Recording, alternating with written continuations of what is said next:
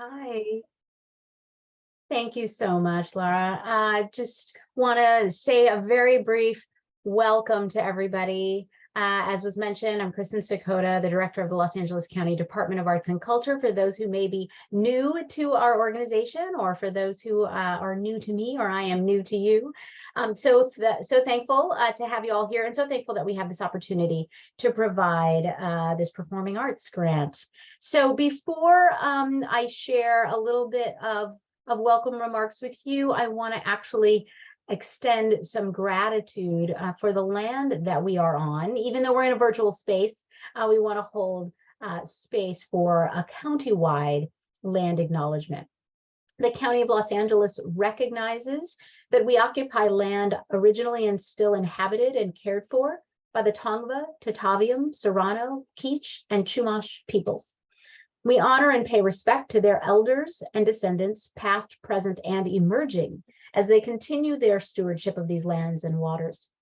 We acknowledge that settler colonization resulted in land seizure, disease, subjugation, slavery, relocation, broken promises, genocide, and multi-generational trauma.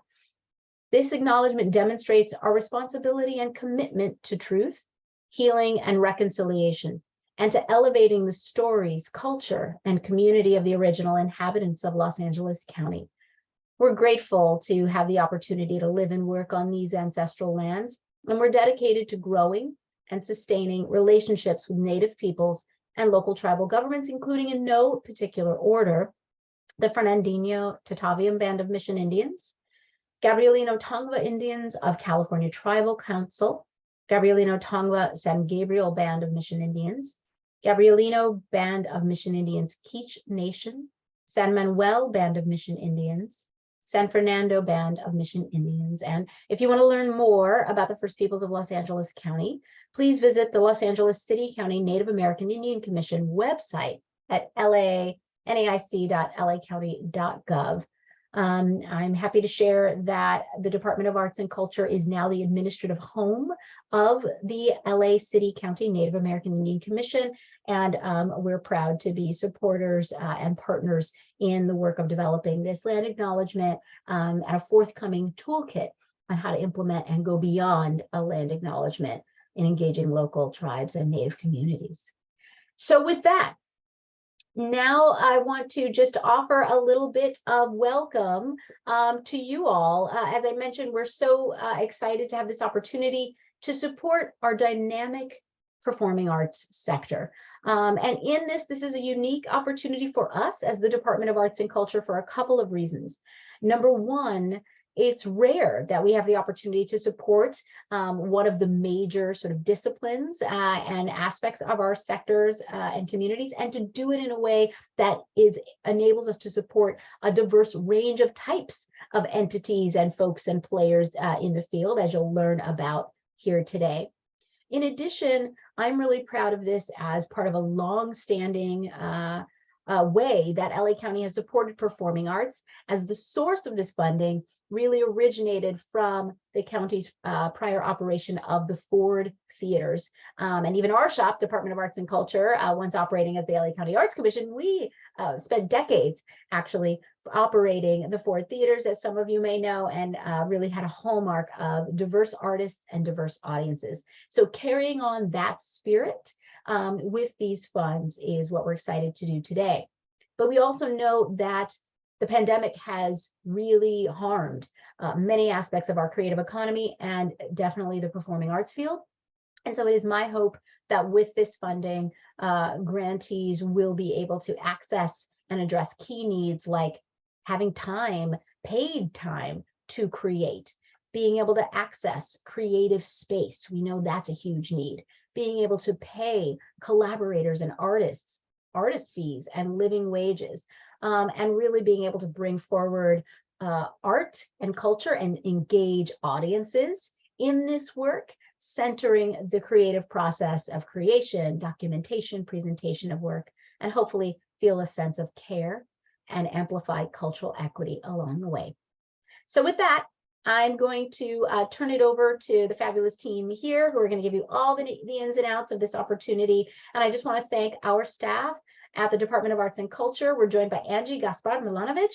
She is the Director of Grants and Professional Development, as well as our entire team. And I want to also thank our partners at CCI for their partnership in administering this program with us. So with that, I turn it back over, and I hope you all have a great session. Thanks, Kristen. Have a good one. Well, Kristen gave you a bit of a preview of some of the content that I'm going to share. We're here today, of course, to talk about the LA County Performing Arts Recovery Grant, which is a new grant initiative designed to support the continuing recovery of LA County's dynamic performing arts sector through flexible funding support that centers the artistic and creative process. It will deliver one-time funding to artists, independent producers, and small and mid-sized performing arts organizations that have a demonstrated history of developing, producing, and/or presenting work in the performing arts disciplines, such as dance, music, theater, folk, and traditional arts, with a history of public serving performances, festivals, events, and engagement activities. A total of $1.2 million is available. Grants of up to $30,000 will be awarded through a competitive grant application process to support the creation, documentation, and/or presentation of new or existing work. And this grant is an initiative of the LA County Department of Arts and Culture, and we're just going to refer to them as Arts and Culture. And it's in partnership with us, Center for Cultural Innovation, CCI. If you don't know about us, check us out. We're cciarts.org. We're a grant-making intermediary. We serve individuals in the arts, artists, and arts workers. We provide grants, re-grants, workshops and trainings, and we do research and advocacy in the field. We can go to the next slide. Background and goals. So how did this grant come to be, and why the performing arts? Well, Kristen gave you a little window into that. As part of the 2020 dissolution of the Ford Theater Foundation, which previously operated the John Anson Ford Theaters, the LA County Board of Supervisors approved remaining Ford Theater Foundation funds to be transferred to Arts and Culture to establish a non-renewable re-grant fund to support the region's diverse performing artists, producers, and organizations in the spirit of the former Ford Theater Foundation. As such, the goals of the initiative are to support the county's performing arts sector, stimulate the sector's continuing recovery from the COVID-19 pandemic, support the creation, presentation, and documentation of artistic work for LA County audiences and communities, advance cultural equity and inclusion and equitable partnerships, and strengthen the region's cultural infrastructure and creative capacity. Next slide. Timeline. So we began with the application opening last week on Wednesday, April 12th. The deadline to submit your application is Wednesday, May 10th, 2023 at 12 p.m. Pacific time, AKA noon, not 5 p.m., not midnight, 12 p.m. noon, no exceptions. Grant panelists will meet the week of June 19th, and then funding notifications will be shared on June 28th by 5 p.m. The grant period of support will be July 2023 through July 2024. Next slide. Who can apply to this fund? The initiative supports LA County-based individual artists, independent producers, and small and mid-sized performing arts organizations, including nonprofits, for-profits, fiscally sponsored organizations, models A or C, and producing collectives that are a part of the cultural performing arts community that performs regularly throughout the region. Also eligible are those that participated in or would have been eligible to participate in the Ford Theater's Artist Partnership Program, Big World Fun, and Jam Sessions programs. And I want to point out that when the application first launched, we had only made eligible fiscally sponsored organizations and projects that had Model A agreements, and we've since opened that up to Model C, so please note that. Now, depending on the applicant category, that is individuals or organizations, you're gonna have to meet additional criteria. So for our individual artists and our independent producers, you must also reside full-time in LA County, and we can go to the next slide, Thank you. You must be 21 or older. You must have a documented history, at least 5 years, of developing, producing, and/or presenting work in the performing arts, dance, theater, music, and traditional and folk arts in a public context, and that can include online or digital platforms in LA County. You cannot be a full-time or matriculating student, and you cannot have a conflict of interest, which we define as family or active financial relationships with the boards, staff, and directors of CCI, LA County's Board of Supervisors, or Arts and Culture. Next slide. For organizations, our nonprofits, our for-profits, fiscally sponsored organizations, and producing collectives, you must also be based in LA County, have a mission that expressly centers on the performing arts. I can't emphasize this enough. If you do multiple things, that's fantastic, but you must be focused on the performing arts if applying for this grant. You have to have a documented history, at least 5 years, of developing, producing, and/or presenting work in the performing arts in a public context, including online and digital platforms in LA County. Your annual operating budget or total revenue cannot exceed $5 million. You cannot be a county-owned or operated organization or facility, and you can't have a conflict of interest with the board, staff, and directors of CCI, the LA County Board of Supervisors, or Arts and Culture. Next slide. So to wrap up eligibility, we just have a few nuances to point out. The first is that applicants may apply only once and to only one category. In other words, you can't apply both as an individual and as the primary contact under the auspices of an organization, even if you meet eligibility criteria in both categories. We understand that many of you play multiple roles in the county's performing arts ecosystem, such that you might have an individual artistic practice and are also affiliated with one organization or maybe many.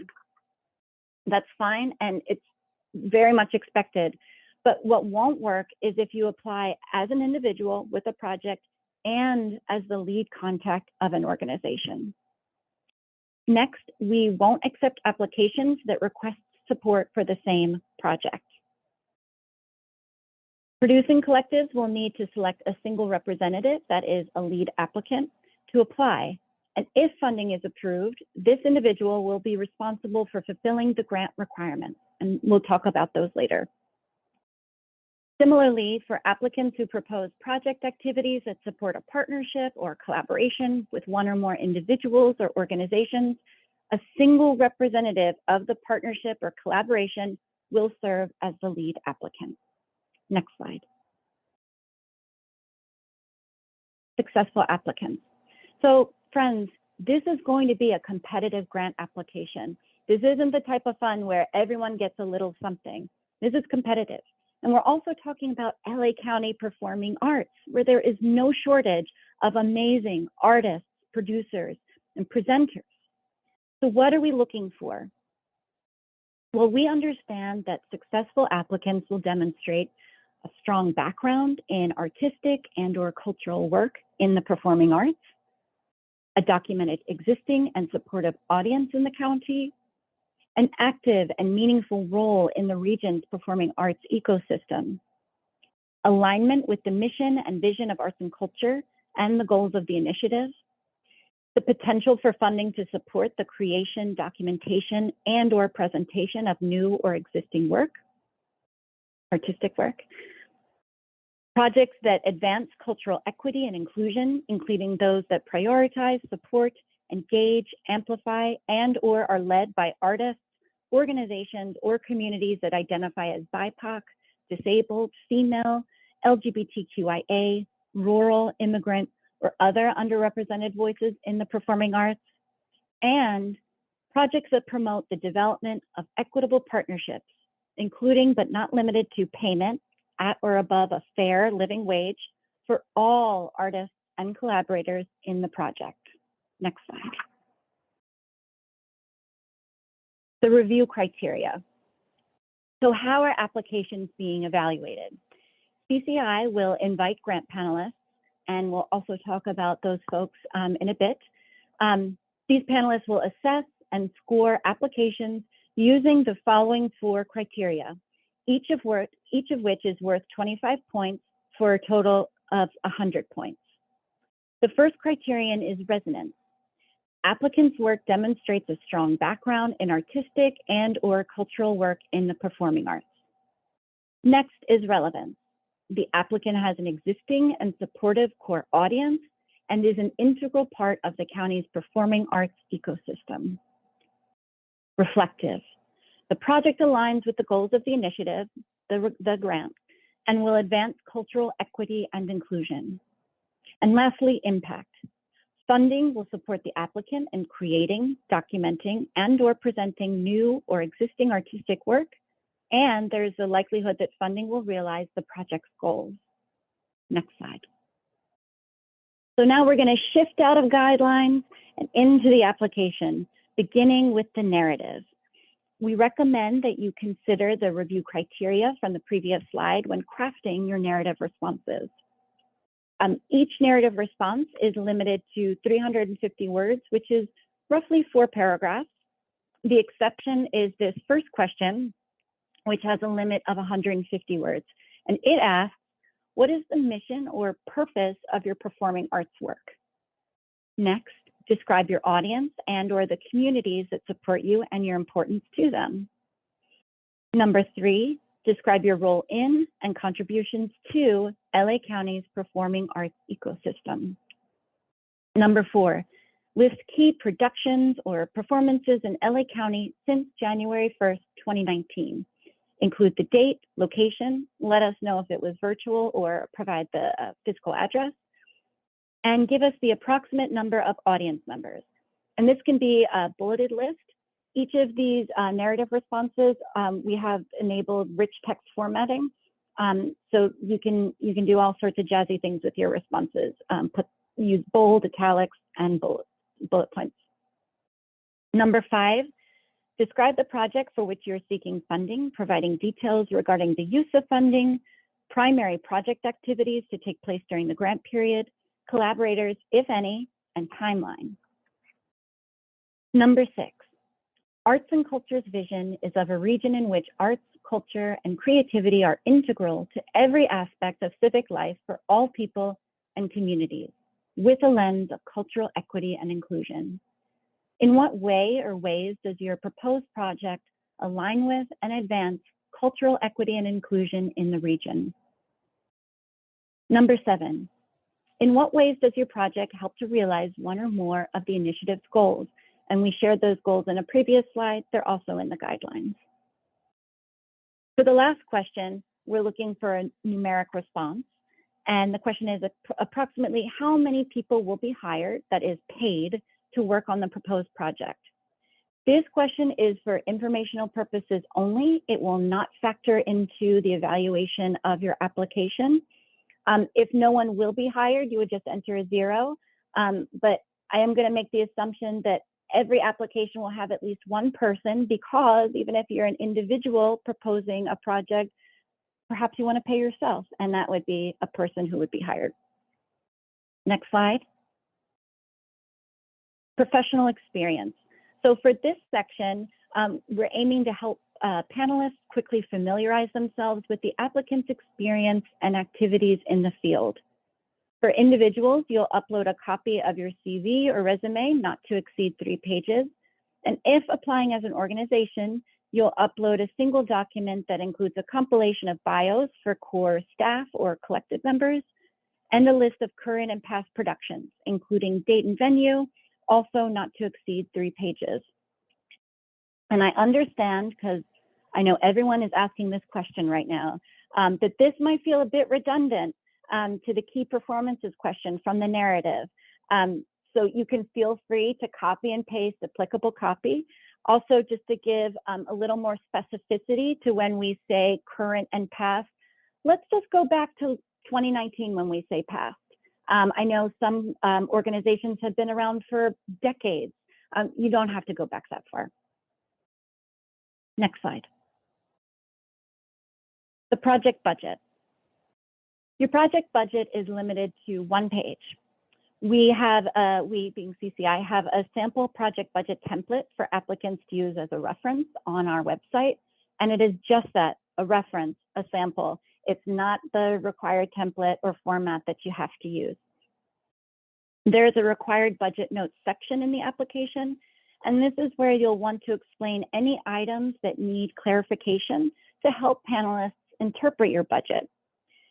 Budget notes can be bulleted or a narrative format, whichever is easier for you.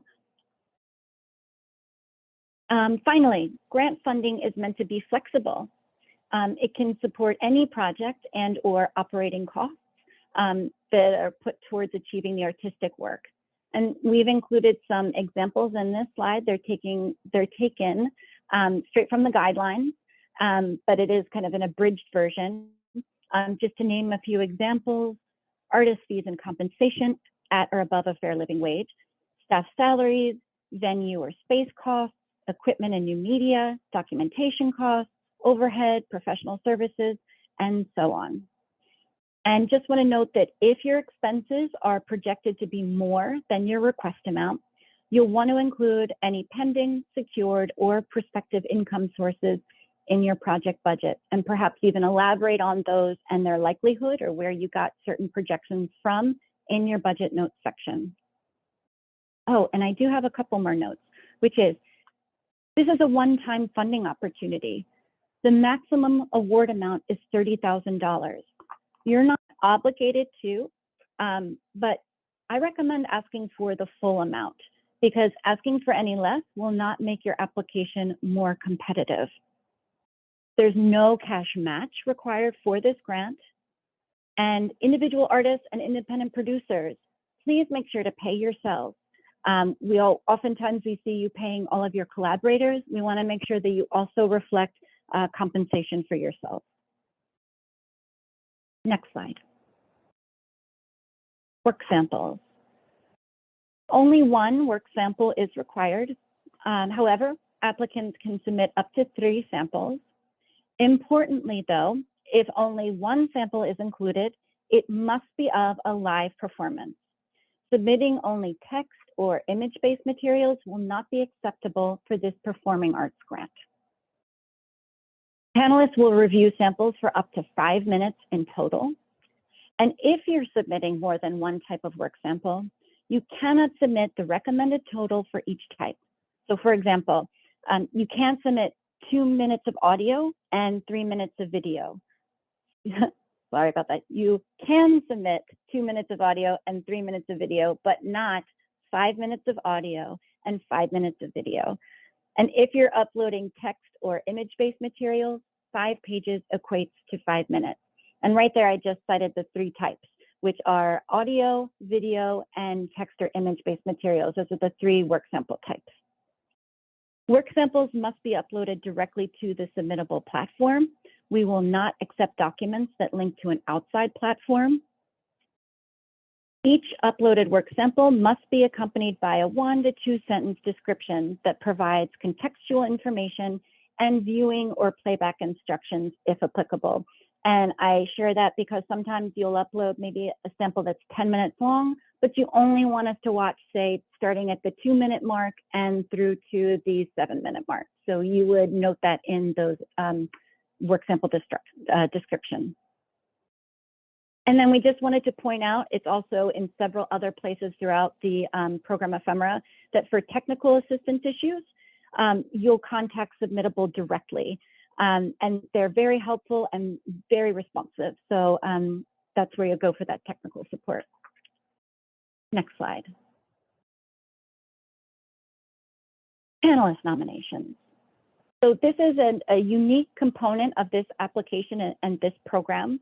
In it, applicants are required to nominate at least 1 and no more than 3 individuals or individuals from organizations that they feel are critical to the county's performing arts ecosystem and whose judgment they trust in recommending grantees for funding.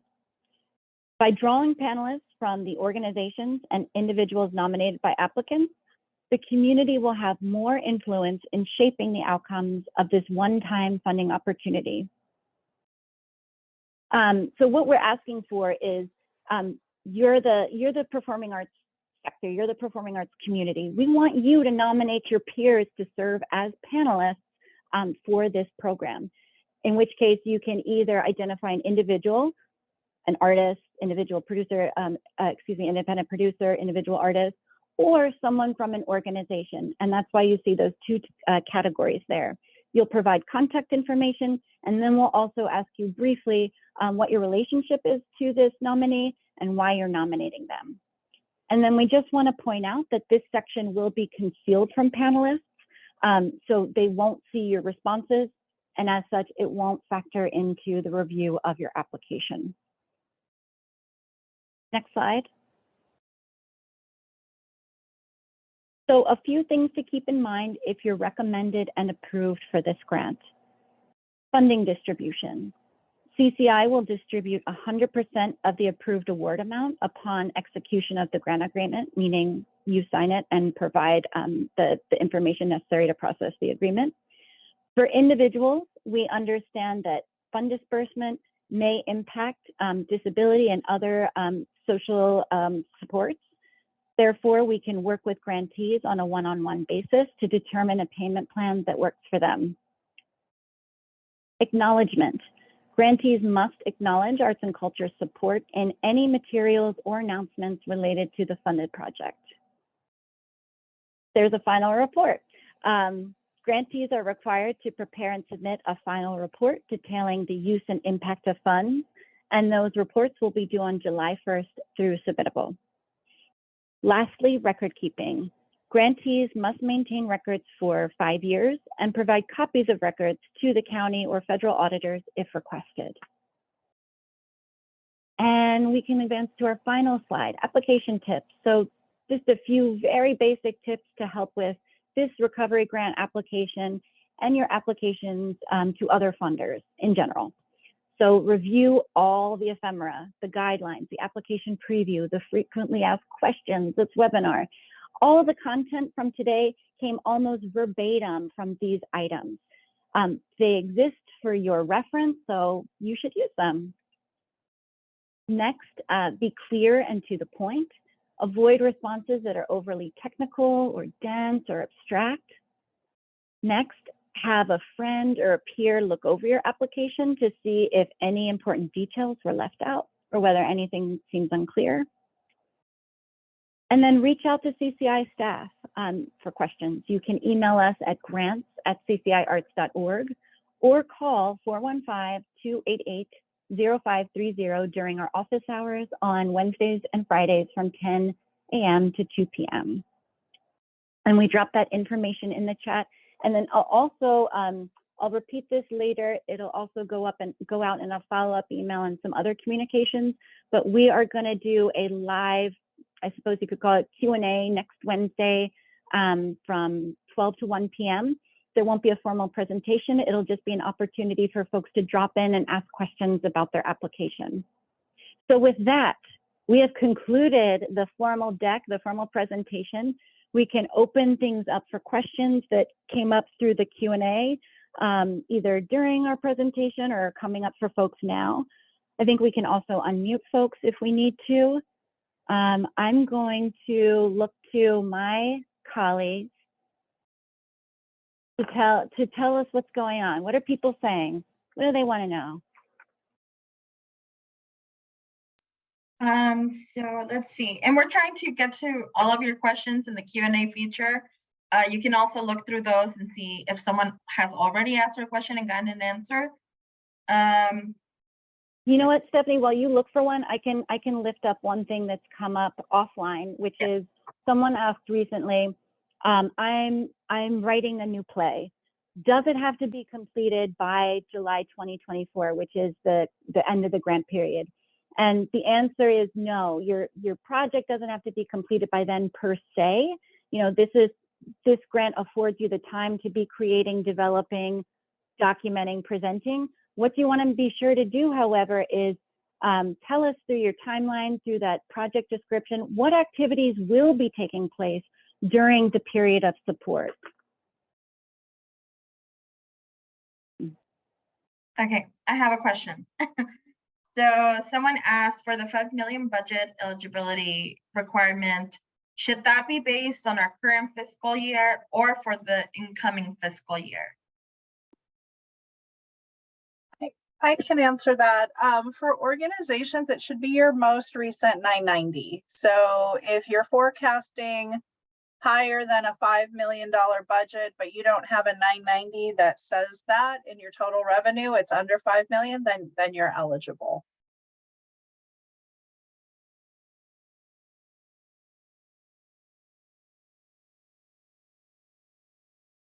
Then I think can you got. provide Oh, I was going to say I can just provide a little bit more texture around the panelists.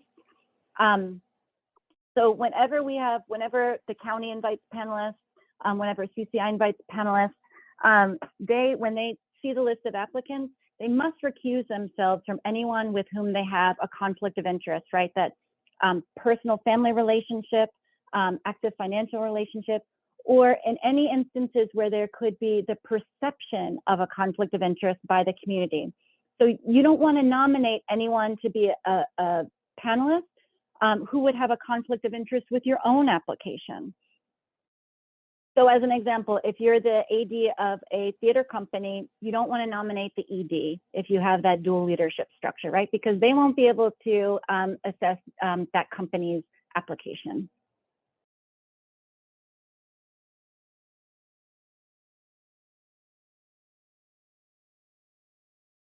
Then Laura, I believe you already covered this, but or maybe not. Maybe this isn't the last one, but the grant period.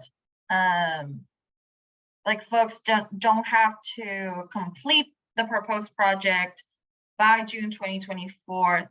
They just have to complete whatever activities they're saying that this particular grant is going to support.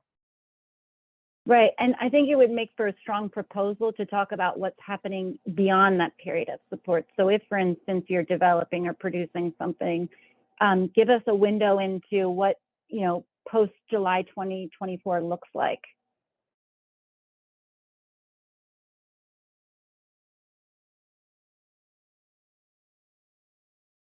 Sorry, there's a lot of questions coming in. I think this one I wanted to uplift. So someone asked, for individual artists who have a fiscal sponsor, does the fiscal sponsor need to be based in LA County? The fiscal sponsor needs to be based in the state of California, so it does not need to be based in LA County.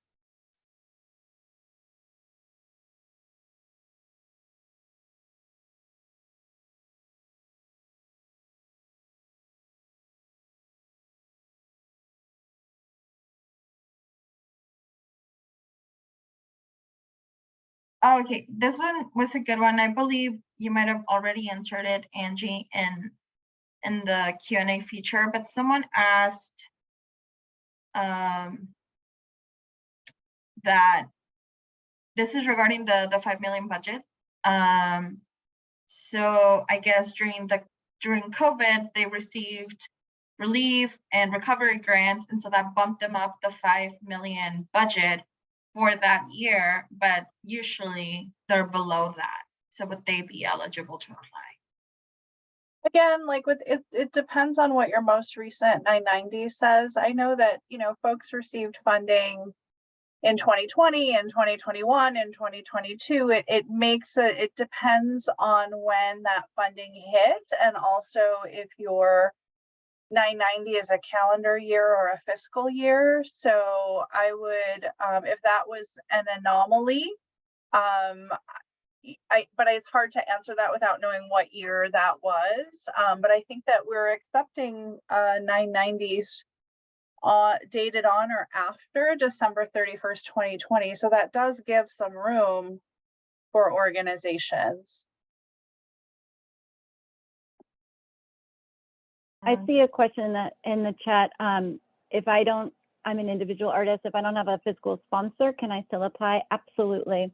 And in fact, what we're starting to do these days is front load those contracting questions. So for individuals in particular, we ask you in the application, will you be accepting the funds as an individual through your business? Maybe you operate as a sole proprietorship. Maybe you have a fiscal sponsor. So we ask for all that information for contracting and payment processing, but all of which is to say you don't need a fiscal sponsor. There are many ways that you can work with us to accept those funds.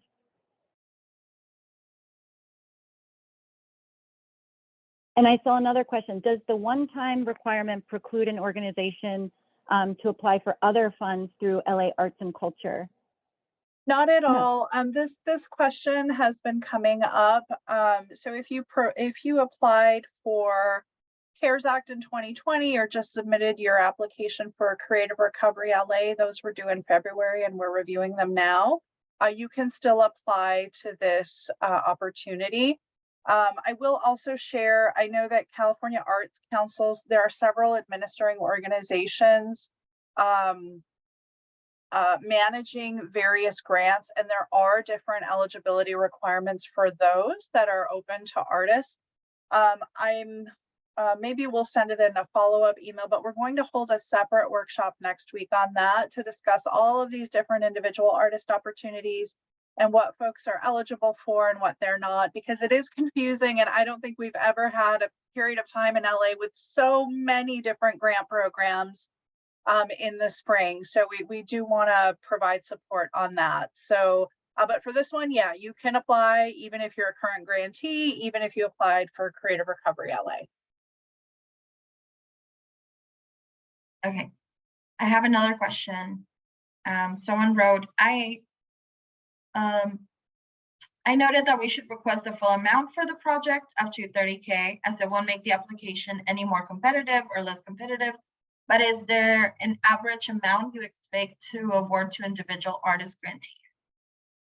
So we're not going to have a two-tier system of organizations get a higher amount, individual artists get a lower amount. It's really going to, the panels are going to be mixed with both organizational and then individual artist producer applications. And Laura mentioned this earlier, this is a competitive application. 1.2 million divided by 30,000 is 40 grantees, and we're expecting much more than 40 applicants. But the philosophy behind this grant is how could we best support the performing arts in this time after the pandemic, and one of the best ways is to provide meaningful funding so that folks can realize their projects. And all of you who are OGP grantees know that you get far less than your request and then have to figure out the additional funding piece. So we do have a few tiers in the application. Folks can request less. That won't make your application any more competitive. It's really about how you present all your narrative, your budget, your samples. And our goal is to fund as closely as possible to that request amount so that you can realize your project. So, but that will also mean on the flip side that there will be a lot of great projects that aren't funded because it will come down to the highest scoring.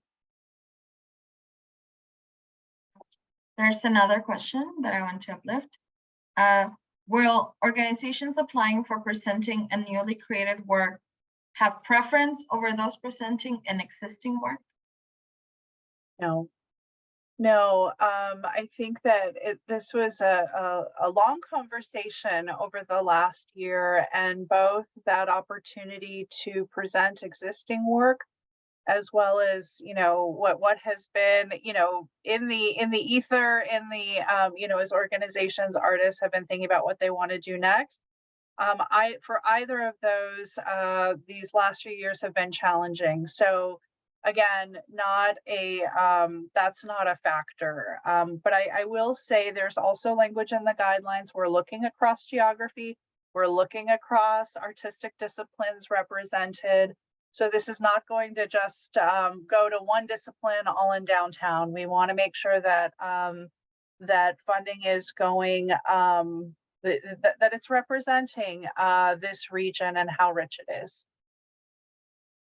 I'll ask another one that we also got over email, so it might be good to cover it. So someone's asking, how do we define the arts and culture ecosystem? Like, what do we mean when we say that, and how the work is having an impact on it? I think it's, thinking about the work that everyone on this call does, the discipline that you represent, the work that you bring, being able to really describe your community and your either your ticket buyers who is coming to your presentations. Everyone has a role within this arts ecosystem, right? For us, it's all disciplines. This grant in particular is for performing arts. So it's how you define and articulate that. So there is no one winning answer. Some have purviews that are very specific in the tradition or discipline they represent, the work they do, and then the followers, the folks that come and see your work. So you should be able to share in a compelling way, the work that you're doing, as well as describing your communities and why it's important that you're doing this work.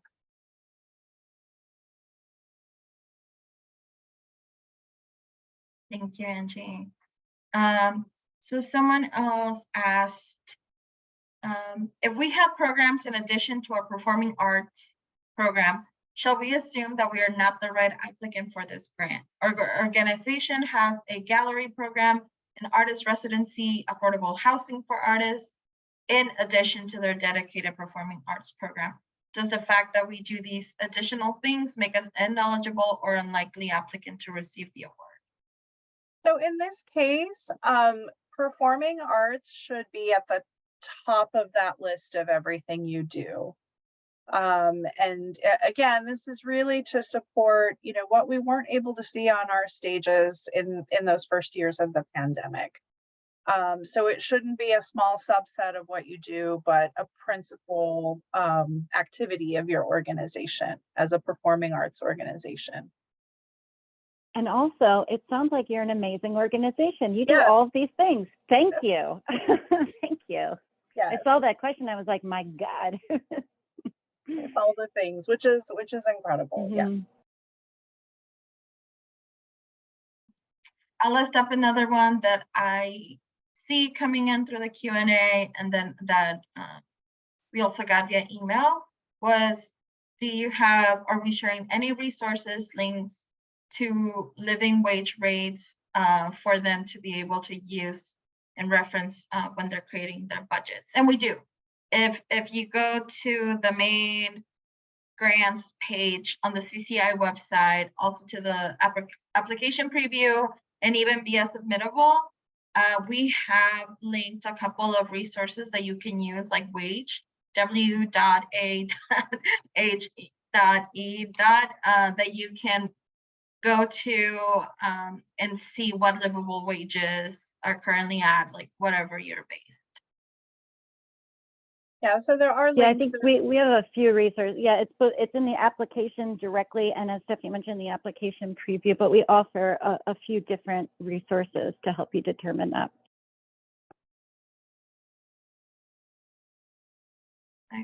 This one is an interesting one.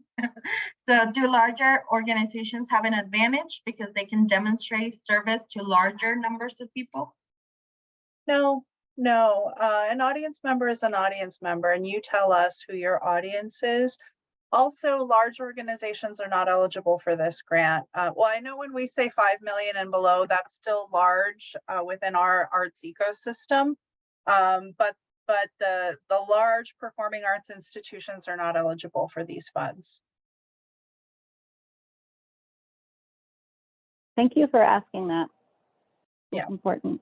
That's also why we're centering individuals in this opportunity, because we need to lift up our individual artists and producers as well.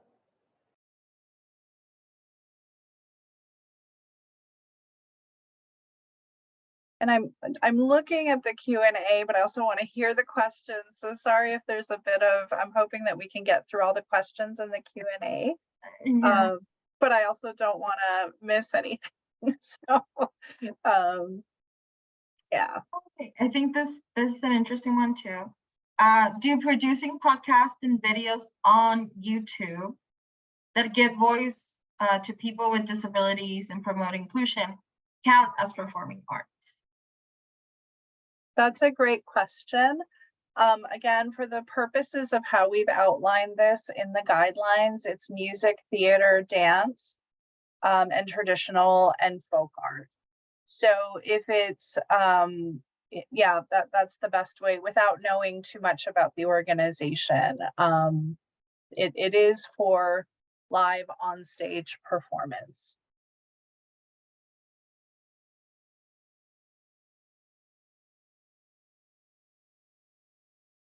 I know I'm trying to go through the chat, the Q&A feature to get to all of your questions. And we're also trying to answer the ones that we see come up a lot, because that's probably what's going to be most helpful for all of you and to anyone watching the webinar.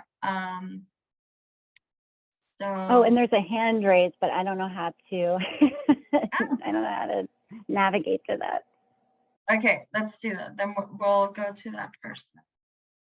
Yes, if anyone does want to ask their question live, we can give you the opportunity. So I will allow this person to talk. Hello, can you hear me? Yes. Hi. One of the guidelines, I have two questions. One of the guidelines says producing collectives will need to select a single representative, i.e. a lead applicant, to apply. And if funding is approved, this individual will be responsible for fulfilling the grant requirements. So I'm interpreting this to mean that you want an organization to propose one artist project rather than a series or an entire season. Is that right? I think it depends on, and thank you for your question. It depends on, is the request amount going to help bring your project to fruition? So depending on the costs associated with the project, maybe that's one something, maybe that's more than one something. But for the collective model, i.e. you don't have a 501c3, it's a group of artists that work on projects. It can just be one person named, that's the responsible entity, because we can't write a check to an entity that doesn't exist. Otherwise, organizations, 501c3 or fiscally sponsored orgs can apply as that entity. Well, the other part of the question, we are a 501c3, so maybe the producing collectives aspect doesn't apply to us. Yeah, I think that in that case, then it's your 501c3 entity that applies. And again, like, we understand that folks are navigating sometimes both worlds simultaneously. So it's whatever works best for your entity, either as an individual or like individual collective, then it does have to be one person, otherwise the 501c3 or fiscally sponsored org. Okay, so we represent 3 local artists. Do we need to select just one as an organization, and can the other 2 submit on their own as individuals, or is it possible to apply for all? I think that's that's an internal question for you. Or do all 3 artists apply separately for separate projects? That's another way. But that would be your determination on how to proceed.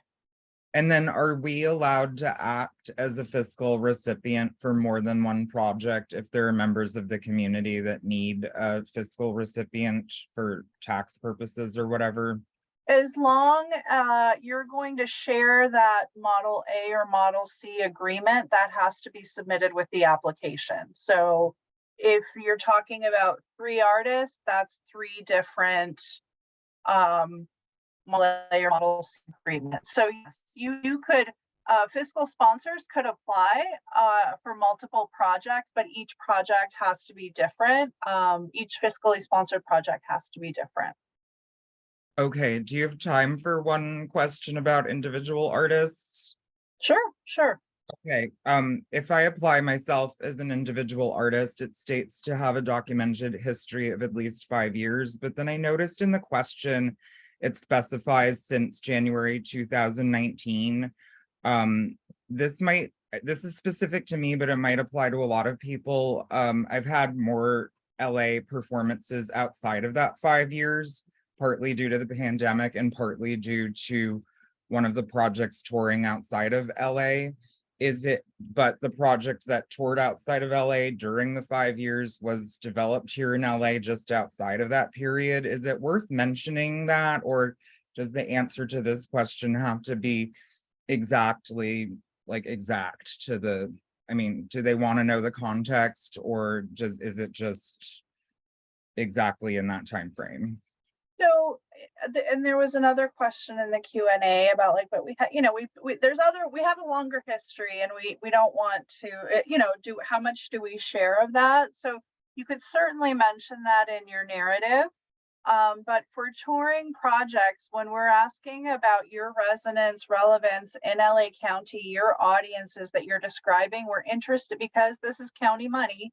We want to know about your audiences in LA County. So in that case, with artistic samples, like that's where I would focus my time on what has been produced and presented in this region, because it won't score as highly to show work in other cities, etc. And we recognize that, of course, artists have to tour, that's wonderful, but for the purposes of this, we want you to describe your LA County audience.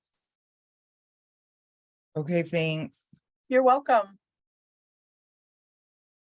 Okay, so we have one more person, or a couple more, but raising their hands. So up next we have Camille Anderson. Actually, I just want to lift up one thing because I know I kind of stumbled on this during my presentation. As far as the work sample instructions, I'm so sorry about that. And trust me, everything is very clear in the application preview. There's 3 types of work sample formats that you have the ability to share with us. Video, definitely the one that is the most preferred, right, of your live performance, and required for that matter if you're only going to upload 1 sample. However, you can upload up to 3. The other 2 formats are audio and text/image-based materials, i.e. those that would be like in a Word or PDF document, okay? What I was noting was that panelists will only review up to 5 minutes. So first and foremost, you can't submit a sample that is beyond 5 minutes, a single work sample that's beyond 5 minutes. If you're going to submit more than 1 sample, you have to limit the different media types. You have to limit their duration. So my example was, if you want to upload a song recording that's 2 minutes long, that's fine, and upload a music video or a documentation of a musical performance, that can't be more than 3 minutes because your audio is 2. So that's what I was describing there. If you're going to do a mix of samples, they have to be under that 5-minute limit. Sorry to interrupt you, Stephanie. No worries at all. So yes, we have Camille Anderson.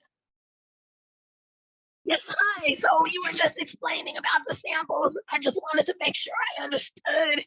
So I have samples from a performing artist aspect. I was previously a dancer, actor, and singer. But since 2019, my current work has been as a playwright and a director, and I don't have video or audio of that. So would I still be considered in totality based on my experience? We definitely need to see that video of live performance. And I think we say the samples can be as far back as 2019. Well, yeah, that's what I meant. My current work as a director and a playwright, I don't have any video or audio of that, but my previous performing arts work, I do. I've been a performing artist for over 25 years, and I recently transitioned into playwriting and directing in 2019, and I do have it on my resume. I do have text of plays, multiple plays I've written, but I just don't have audio and video of the current directing and playwriting, but I do have samples of songwriting and previous work as a performer. So I'm wondering, would I just automatically not be considered because of that? Camille, I would recommend, because if your work has been produced in the last few years and you don't have the video, is do the entities that actually produce the work have some kind of video that could be used? iPhone video is perfectly acceptable. I can check, but I'm not sure that they do because they would have shared it. It's hard for us to answer that. If you submit an application without any video, it's not going to score well. And older history, and if you're submitting for theater work and not for your work as a performing artist, again, the narrative, the budget, and the artistic samples have to dovetail for you to tell your story to make it a compelling proposal. So I would really, really look to where it has been performed and see if there's any kind of video, or even if there are a PowerPoint of some still shots, but you will need to show something to make it competitive. There isn't a way around that. Okay, one final question. Are individual applicants required to have a fiscal sponsor? No. Okay, thank you. You're welcome. I see that we're just about at time. However, we can stay on for a little bit longer. For those of you who need to hop off, as we mentioned before, this recording will go up on the website. And if we weren't able to answer your question during this time, please reach out to us during our office hours, 10 to 2, Wednesdays and Fridays. And then you'll also be receiving information about the drop-in Q&A that will be happening next Wednesday from 12 to 1 as well. Thank you. I did want to bring up another one. So someone asked, does this grant recognize stand-up comedy as part of the performing arts? Oh, I was just typing. Theater is eligible. Theater is eligible. So we would recommend focusing on your theatrical productions. And related to this question and the question that Camille brought up, which I just wanted to emphasize and get you guys your answer was, would playwrights, songwriters be considered for this grant? So it's about, again, live performance on stage. So if you have that performance on stage component, yes. And then there's a couple of raised hands. Do we want to say we'll stay on for 5 more minutes to answer some of these? Yes. Yeah, okay. I can. We do want to get to your questions, and some of you may have the same questions, so we totally understand. Kind of trying to get those answered right now. So yeah, we can take the hands that are up, and I'm still going through the chat. It's just It's a lot. There's a lot of questions. Yeah. Okay, so I'm going to unmute. I believe it's Maisha. Yes, hi. Thank you so much. Thank you for all this information. It's been a really great webinar. I had a quick question, and the question was actually answered in the chat saying yes, particularly, well, my question was, would film or video be considered a demonstration of work resulting of a need to pivot? I am a performing artist, I'm an actor and playwright, and I was producing actually my full-length play when the pandemic hit. We did a few online virtual readings with local theaters, Inkwell, all of the such, and then we went on to produce a short film. So I went and wrote and directed a short film, which was a pretty much, as an adaptation of the full-length play. My project would be to get the full-length play up and going and produced, and wanted to know if any submission of pieces of that short film would be considered, just given kind of the narrative of how it came to be and that it is a original play. Yeah, I think if you outline that history, we understand that so many pivots needed to be made during the pandemic. So depending on, you can submit up to 3 samples.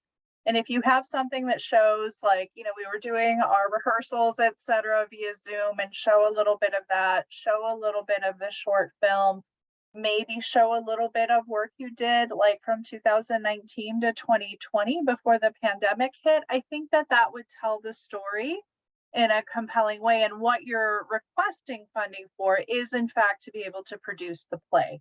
Right. So I hope that's helpful. Yes, that's very helpful. Thank you so very much. Thank you. You're welcome. Of course. So then now we have. Oh, I want to say just one thing. A lot of the questions that are coming up, friends, you can find the answers in the guideline. Of course, we're here right now at your disposal to just tell you things, but also just know that a lot of the questions that are coming up are in guidelines, FAQs, and the application itself. Yes, and we also have an application preview that you're able to refer to without having to go through submittable yet. Like if you don't want to enter any information on there yet, like if you want to prepare prior to filling it out, it is all listed in the application preview as well. So next we have Sonia Jackson. Hi, and you may not be able to answer this because it was the person who spoke before the last young lady. The last question she asked was so garbled, I couldn't hear it because the taping was very garbled, and you just went, "Oh yes," and I'm going, "Well, what did she ask?" Do you recall what she asked that you responded yes to? If not, that's okay. She had a lot of questions about different The very final question that she asked was, do individual artists need a fiscal sponsor? And the answer is no. Okay, thank you so much. Thanks, Mara. She's our eyes and ears on the ground. Yes, thank you, Mara. Okay, so up next we have Paul. Hello, can you hear me? Yes. Hi, Angie. Hi, everyone. Thanks for doing this. Okay, I'll be quick. I understand this for live on stage performance, but would a recording project that culminates in a public performance involving a collective of diverse performing artists be competitive? Yeah. I mean, I think this documentation as well as performance, as long as it's, it's that I think really focusing on that the project could come to fruition with a grant of whatever amount it is that you're requesting, but we would recommend that you're requesting the full 30K. Yeah, it's a documentation recording, absolutely, as well as a culminating, and even if you're the lead artist applying on behalf of, and also just that the artists on the project would be competitively paid, etc. Right. Like that's, yeah, all of that is a yes. Okay, and just two more parts to this. I'll be quick. Can there be visiting artists involved who are not based in Los Angeles, in collaboration with local artists? Yeah, there can be. I know that the world doesn't think in county borders. We know that. Yeah. And of course, depending on the type of genre you represent and who are the practitioners of that, like, yes, guest artists from other areas are welcome. Yeah, primarily there'll be local artists in our Altadena community, but there's a few people we'd like to involve who would be visiting. The last part of this is I'm kind of on the fence whether to apply as an individual or through our local nonprofit, which is fiscally sponsored by a nonprofit in Orange County. So I understand that's eligible because it's in California. Yeah. But my history as an individual performing artist has much longer resume of performances in LA County. But I'd still rather apply through the organization. So if I can just show that history. Yeah. Also, the fiscal sponsor has a fairly low budget. So but that does not really come into play with this type of grant, because a lot of grants, they want to just give you a percentage of your organizational budget. No, this is, I mean, as this performing arts grant, when you look at the application, there's, I think, 4 amounts. You could ask for 30, 25, 20, 15. Again, to everyone on this call, we are recommending that you apply for the full amount, but we have other options available.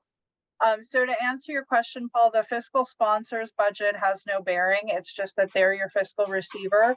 I would say if you're looking to submit a project in which multiple artists would be paid, I think it makes sense as an organizational entity, since you have an organizational entity, to apply that way with a fiscal sponsor. Or as an individual, you're tracking all of that. You know, should you be funded, you're tracking all of those payments to others. So what makes the Yeah. most sense for you on the accounting side? But it seems like since you have the infrastructure in place, I think it makes sense to use it. Okay. Great, thank And you. you can, yeah, and you can also detail your own bio within the application. So that's there as well as an individual artist. Thanks so much. Sure. So we're almost at 1:10. Do we want to continue answering questions, or I know that we're hosting another session next week, so we can also take some time then. It looks like there are 3 hands raised. Could we take one more question? And CCI, are you able to capture all of these questions that haven't been answered? Okay. Yes. We can try to get back to folks as well. Yeah, we'll do that. Okay, so the next hand up we have is from Martha. So. Hi, thank you so much, you guys. I know I put this in the chat. I'm so intrigued and delighted by this question to nominate panelists. I think that's really thoughtful and I appreciate it. This business about a conflict of interest, for those of us who have been working here for decades, we obviously have deep ties to everybody in the community. So can you be a little bit clear on what would constitute a conflict of interest in this case? So if I can answer that. Oh, go ahead. Go ahead, Laura. Go ahead. And exactly, we recognize that. And actually, Stephanie, Lorena, and I are in the Bay Area, where it's really like we're not as vast and as expensive as LA County, so it's even more. It feels even more smaller here. So in that case, we often have panelists who know a lot of the applicants who are vying for support in some of our grant categories. So we define it, a real conflict of interest is if you're related to the person, or if you have an active financial relationship with them, right? You're paying them for something, you've commissioned them for something. There's also another layer, which is a perceived conflict of interest. If you feel like, so if those two circumstances don't exist, well, actually I should say there's 2 more layers. The perception of a conflict of interest. If the community would perceive there to be a conflict, right? There isn't an actual one, but there would be the sense of one. We would have that person recuse themselves. We would also have the person recuse themselves if they felt like they couldn't assess the application in an impartial way, in an objective way. They couldn't remove the fact that, you know what, I worked with her 10 years ago, or we've been colleagues for 20 years. We know each other, we work together. I just can't, I can't remove myself in that way. Then you would have the person not score, not review that application. That's very helpful. Thank you. I guess the last thing is, do all nominees need to come from sort of an eligible category here? For example, if there were someone who'd been working for a long time, but now their organization is just over the $5 million mark, would they still be eligible to serve as a panelist, or do you want to draw exclusively from this pool? No, so applicants cannot be panelists. No applicant can serve on a panel, even if it's like. No, I mean, do they need to like fall into the same categories? Like meet the same type of requirements, like no arts education or right. Like no over 5 million. But they should have expertise in performing arts. Right. They should like theater, music, dance, traditional and folk art. I do also just want to like put another like bow on this conflict of interest. If you've paid them within the last year, or they've paid you, or you expect to be paid or to pay within the next year, no, that's not, there would definitely be a conflict of interest there. So, but you know, we come across like, you know, our team has dozens of panels each year. And so when there is a conflict, we ask that the panelists recuse themselves and not review and score that application. Where there is either a conflict of interest or potentially a very kind of perceived conflict of interest that someone could call out. That's very helpful. And I get that, and I see where your thinking is. So thank you very much. Yeah, thank you. Okay, I know now we are over time. And we will capture, I've been trying to go through these questions. So, and you know, again, a lot of this that has been covered, they've done a phenomenal job of being very thorough in the guidelines, the application, as well as in the FAQ.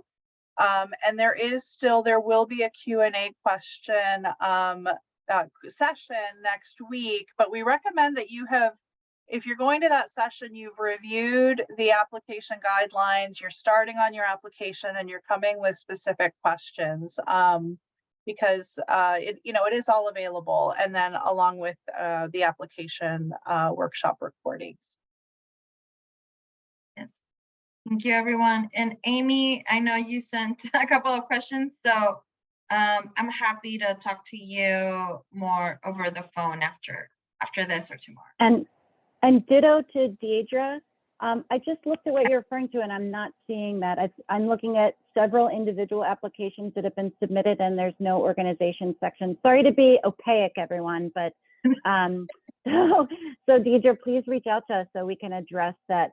Yeah. Maybe that glitch that you're seeing on your end. Yeah. Okay, thank you, Deidre.